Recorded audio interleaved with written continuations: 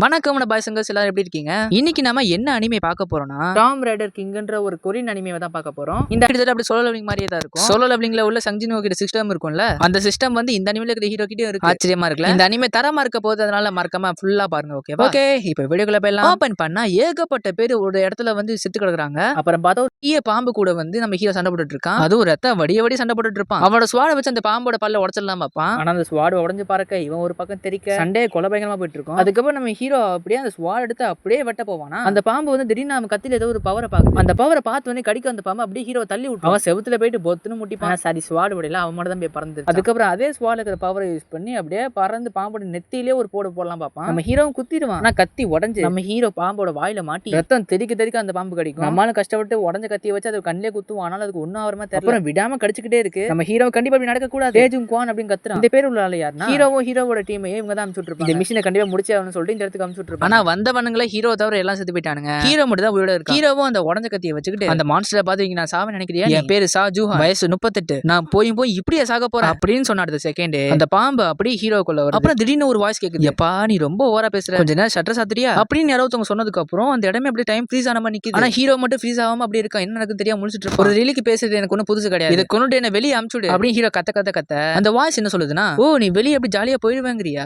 குனிஞ்சு அப்படியே உன் காலை பாரு அப்படின்னு பார்த்தா ரெண்டு காலுமே இல்ல. வலியே தெரியாத அளவுக்கு நீ பாதிக்கப்பட்டியா? உன்னை இதுல இருந்து காப்பாத்திட்டா மட்டும் நீ எப்படி போற? குழந்தைமா தவிழ்ந்து போவியா இல்ல பறந்து போவியா? ஒரு நல்ல திறமையானவன், ஆனா ஒரு தப்பான காலகட்டத்துல போறது. அதுக்கப்புறம் ஹீரோ என்ன ஆனாலும் சரி தேஜும் குவான் உன்னை கண்டிப்பா கொல்லாம விட மாட்டேன் அப்படின்னு செம்ம வெளியோட கத்திக்கிட்டு இருப்பான். அதுக்கப்புறம் மேல ஒரு சரியான வெளிச்சம். அப்புறம் என்ன ஒரு வாய்ஸ் கிடைச்சுல, அந்த ரிலிக்கோட வாய்ஸ் யாருன்னா ஒரு காக்கா, ஆனா 4 ஆர்ம்ஸ் மாதிரி 4 கண்ணு இருக்கு. உண்மையிலே எனக்கு ஆச்சரியமா இருக்கு. உன்ன மாதிரி திறமையானவன் நான் எப்படி சாக விடுறீங்க? சோ நான் உனக்கு இன்னொரு சான்ஸ் தரேன், இந்த வாட்டி உண்மையான ராஜாவோட அதிகாசனத்தை கைப்பற்று அப்படின்னு அந்த ரிலி காக்கா சொன்ன அடுத்த செகண்ட் ஹீரோ மேல ஏதோ ஒரு பவர் போகுது. ஹீரோக்கு திரும்ப கால்லாம் முளைச்சிருது. அதுக்கப்புறம் பார்த்தா வேற எங்கேயோ இருக்கான். நம்ம ஹீரோ திடீர்னு எங்கேயோ உட்காந்து யோசிச்சுட்டு இருக்கான். என்ன அந்த ரிலிக்கு ஒரு காக்காவா இருக்கு, அது ஒரு காட் ரிலிக்கா இருக்குன்னு நினைக்கிறேன். ஒரு நிமிஷம் என் கால் திரும்ப வந்துருச்சு. அது மட்டும் இல்லாம நான் இன்னும் உயிரோட இருக்கேன் அப்படின்னு சொல்லி சுத்தி முத்தி பார்த்துட்டு இருந்தேன். ஏதோ போலீஸ் ஸ்டேஷன்ல உட்காந்துட்டு இருக்க நம்ம ஆளுக்கு ஒண்ணுமே புரியல. எப்பறம் இங்க வந்தோம் அந்த காக்கா பார்த்து விட்ட வேலையான்னு உண்மையா யோசிச்சுட்டு இருப்பானா. அதுக்கப்புறம் அங்க இருக்கிற ஒரு போலீஸ் அவர் வருஷத்தை சொல்லுவாரா, 7ஆம் வருஷம் பார்த்தா 2025 15 வருஷத்துக்கு முன்னாடி ஆச்சு அப்படின்னா நான் கடந்த காலத்துக்கு வந்துட்டேன். ஹீரோக்கு பக்கத்துல ஒரு லேடி வந்து கத்திட்டே இருப்பாங்க. அவங்க வந்து ஒரு பையனோட ஹீரோக்கு வந்து அந்த பையனை பார்த்தோம் ஞாபகம் வருது. பாஸ்ட்ல வந்து ஹீரோ வம்புட்டு இருப்பான். ஹீரோ எப்படா அட்டாக் பண்ணுவான்னு பாப்பான். ஒரு வாட்டி நம்ம ஹீரோ சும்மா தள்ளி விட்டதுக்கு என்னமோ உயிர் போற மாதிரி ஏதாவது ஆக்டர் எல்லாம் போட்டு அதுக்கப்புறம் ஹீரோ போலீஸ் ஸ்டேஷனுக்கு வர வச்சு இவன் அடிச்சதுக்காக ஃபைன் அமௌண்ட் கம்மி பண்றதுக்காக காலை வில சொல்லுவான். யாரும் நம்ம ஹீரோ வில சொல்லுவான். நம்ம ஹீரோ கிட்டே அப்ப காசு இருக்காது, அதனால அவரு வேற வழி இல்லாம காலில் வந்துருவாரு. நம்ம ஹீரோ எல்லாம் யோசிச்சுட்டு இருக்கும்போது அந்த பையனோட அம்மா ஹீரோ அடிக்க வந்துருவாங்க. நம்ம ஹீரோ தடுத்து நிப்பாட்டி உங்க பையன் தான் ஃபர்ஸ்ட் சண்டை ஆரம்பிச்சான், பணக்காரங்க எல்லாம் மோசமா தான் இருப்பாங்க சொல்லுவாங்க, ஆனா உங்களை பார்த்ததுக்கு அப்புறம் தான் அது உண்மைன்னு புரியுது. அதுக்கப்புறம் அந்த பையன் ஹீரோ அடிக்க வரான். நம்ம ஹீரோ அப்படியே சொல்லி படுக்க போட்டுரும். என்னதான் கடந்த காலத்து வந்திருந்தாலும் அவன் எதிர்காலத்துல கத்துக்கிட்ட காம்பேட் ஸ்கில்ஸ் எல்லாம் இன்னும் அவன் பாடிக்கு ஒர்க் ஆகுது. ஆனா இங்க என்ன தப்பாயிடுச்சுன்னா இப்ப அவங்க இருக்குது போலீஸ்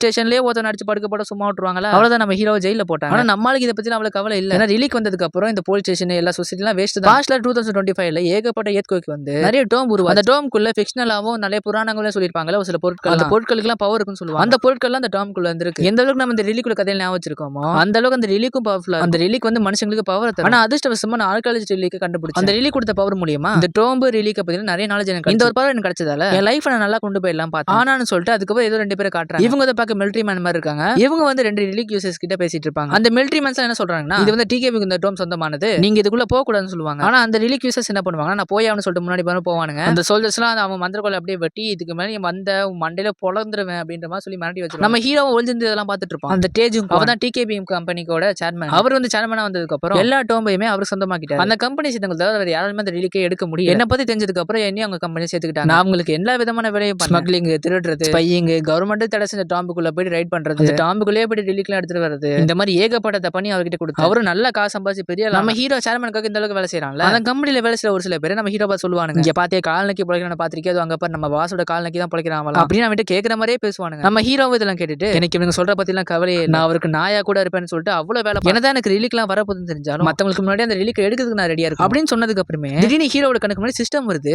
சொல்லவங்களுக்கு சஞ்சின் ஊக்கு என்ன சிஸ்டம் இருக்குமோ அதே மாதிரி இதுல இருக்கும்னு இன்னும் கொஞ்சம் வரும். என்னடா என் கணக்கு முன்னாடி என்னமோ தெரியுது, என் மண்டைக்கு ஏதாவது ஆயிடுச்சா, இது கண்டிப்பா ஒரு ரிலீக்கால மட்டும் தான் பண்ண முடியும். காக்கா நீ இன்னும் என்ன பார்த்துட்டா இருக்கியா, உனக்கு என்னதான் வேணும் அப்படின்னு கத்திட்டு இருப்பான். அதுக்கு சிஸ்டம்ல ஸ்பை பவர் வருது. 1 மீட்டர் ரேடியஸ்குள்ள இருக்கிற எதை வேணாலும் நம்ம ஹீரோவால துல்லியமா பார்க்க முடியும். உங்ககிட்ட மொத்தம் 4 ஸ்கில் இருக்கு, அந்த எல்லா ஸ்கில்லுமே அன்லாக் பண்ணு அப்படின்ற மாதிரி ஒரு மிஷின் மாதிரி வருது. ஹீரோ வந்து இப்படி கத்திட்டு இருப்பான்ல, அப்ப திடீர்னு போலீஸ் வந்து தம்பிடே சைலண்டா நான் டென்ஷன்ல இருக்கேன் அப்படின்னு சொல்லிட்டு அவர் பாட்டுக்கு போயிடுவாரு. என்னடா அது, அப்ப இது என் கணக்கு மட்டும் தான் தெரியுது. அதுக்கப்புறம் ஹீரோ வந்து ஸ்பை பவர் யூஸ் பண்ணி அவன் பக்கத்துல குட்டி அந்த எறும்ப பார்ப்பான். ஆனா அது கிறிஸ்டன் கிளியரா சூப்பரா தெரியும். ஆனா இந்த பவர் வந்து ஆர்காலஜி ரிலீக் கொடுத்த எனக்கு பவர் ஆச்சு, ரிலீக் தான் இன்னும் வரலையா, அப்ப எனக்கு எப்படி இந்த பவர் இன்னும் இருக்கு, இது வந்து ஒரு நல்ல விஷயம் தானே, ரிலீக்ல மனுஷங்களுக்கு நல்லது பண்ணாத அப்படின்னு நினைச்சிட்டு இருக்கப்போ ஜியானுன்னு அவர் வந்து ஹீரோவை வெளியே கூட்டு வந்துருவாரு. நம்ம ஹீரோ தேங்க்ஸ் சொல்லுவானா, ஜியான் ஓ என்னடா நீ புதுசா தேங்க்ஸ் சொல்ற, நீ இப்பலாம் சொல்ல மாட்டே அப்படின்னு சிரிச்சிட்டு இருப்பாரா. ஹீரோ மனசுக்குள்ள இதான் டிடெக்டிவ் ஜியான், எனக்கு யாருமே இல்லாதப்ப இவர் தானே பாதுகாப்பு. அதுக்கப்புறம் 2 பேரும் நடந்து போயிட்டு இருப்பாங்களா. நம்ம ஹீரோ ஜியான் கிட்ட கேக்குறான், சரி இப்போ இந்த உலகத்துல ஏதாவது சூப்பர் பவர் மாதிரி ஏதாவது ஒண்ணு இருக்கா. அவரும் அட பாவி உனக்கு உண்மையிலே மண்டையில அடிபட்டு இருக்கு போலயே, எனக்கு தெரிஞ்ச வரைக்கும் என் வைஃபுக்கு சூப்பர் பவர் இருக்குன்னு நினைக்கிறேன், நான் என்னத்த மறைச்சாலும் ஈஸியா கண்டுபிடிச்சிருவா, சரி உனக்கு நீங்க கொஞ்சம் மோசமான நாள் ஆயிடுச்சு வீட்டுக்கு போய் படுத்து தூங்க அப்படின்னு அவர் ஹீரோ அனுப்பிச்சு விட்டுருவாரு. அதுக்கப்புறம் நம்ம ஹீரோவும் அப்படின்னா டாம் மட்டும் தான் இப்ப அங்கங்க வந்து யாருமே இன்னும் ரிலீக்கே யூஸ் பண்ணவே இல்லை. அப்ப நான் எதை பண்றதாலும் இப்ப பண்ணாத கரெக்டா, ஆனா இப்ப நான் பண்றதுக்கு எனக்கு காசு வேணுமே, ஏன்னா யூரோப்ல அமெரிக்கால மட்டும் தான் டாம் அதிகமா இருக்கு, டிக்கெட்டுக்கு இப்ப காசு வேணும் என்ன பண்றது அப்படின்னு யோசிச்சிட்டே போயிட்டு இருப்பான். அதுக்கு திடீர்னு எதிரில ஒரு சில பேர் வந்து ஏன்னா தம்பி ஒர்க் பண்ணாம இன்னும் என்ன பண்ணிட்டு இருக்க, நம்ம ஹீரோ அவங்களை பார்த்ததுக்கு அப்புறம் அவ்வளவுதான்டா ஹார்டு தானா வந்து சிக்கிது, காசை பத்தி இப்பதான் யோசிச்சேன், ஒரு வழியா இவனுங்களே வந்துட்டான், இவங்க கிட்ட அடிச்சு புடுங்க வேண்டியது. நம்ம ஹீரோ வந்து இவங்களுக்காக வேலை பார்த்துட்டு இருப்பாங்க, இவங்க வந்து கிட்ட ஒரு லோக்கல் ரவுடி மாதிரி வச்சுக்கோங்களேன். நம்ம ஹீரோ அப்பப்போ பார்ட் டைம் ஜாப் வந்து இவங்க கூட பண்ணுவான். நம்ம ஹீரோ அங்க வேலை பார்க்கும் போதே இவங்க நம்ம ஹீரோ டார்ச்சர் பண்ணிட்டு இருப்பாங்க. அதுல ஒருத்த வந்து என்ன பார்த்துட்டே இருக்குன்னு சொல்லிட்டு ஹீரோ காது பிடிக்க அடிக்க வர நம்ம ஹீரோ அரைமலை அறையா விட்டு அடிச்சு பறக விட்டுருவான். போயிட்டு உங்க பாஸ் கிட்ட போய் சொல்லுங்க நான் என்னோட வேலையை ரிசைன் பண்ண, மிச்சம் இருக்கிற பணத்தை மட்டும் ஒழுங்கா கொடுத்துருங்க. ஹீரோ பேசுறத பார்த்து இவங்களும் சிரிச்சுக்கிட்டு இல்லடா நீ ஓவரா பேசிட்டு இருக்க அப்படின்னு ஒவ்வொருத்தனா அடி வருவான். ஆனா நம்ம ஹீரோ பயங்கரமா அடிச்சு பொழப்போம், ரத்தம் பொதன்னு ஊத்தும் எல்லாருக்கும். ஏன்னா அவன் இப்படி சண்டை போடுறான், எங்களும் அதெல்லாம் கத்துக்கிட்டான். ஹீரோவும் 15 வருஷமா கத்துக்கிட்டேன் சும்மாவா, ஆனா என் பழைய உடம்புல இருக்கிற பவரை நான் கொஞ்சம் மிஸ் பண்ணேன் அப்படின்னு ஹீரோ நினைக்கிறப்போ இந்த கேங்ல ஒரு லீடர் இருப்பான்ல, அவன் ஒரு கத்தியை வெளியெடுத்து ஹீரோ கொல்லலாம் ட்ரை பண்ணுவான். ஹீரோவும் அந்த கத்தி பார்க்க ஒரு ரிலீக் மாதிரியே இருக்கு. எனக்கு தெரிஞ்சு இப்போ டோம்புல இருந்து நிறைய ரிலீக்லாம் வெளியே வந்து மக்களோட மக்களாவே இருக்குன்னு அவனும் நம்ம ஹீரோ அட்டாக் பண்றான். ஆனா நம்ம ஹீரோ பயமா சிரிச்சுக்கிட்டு இப்ப இந்த ரிலீக் எனக்கு சொந்தமாக போதே அப்படின்னு பயங்கரமா சொல்லுறா.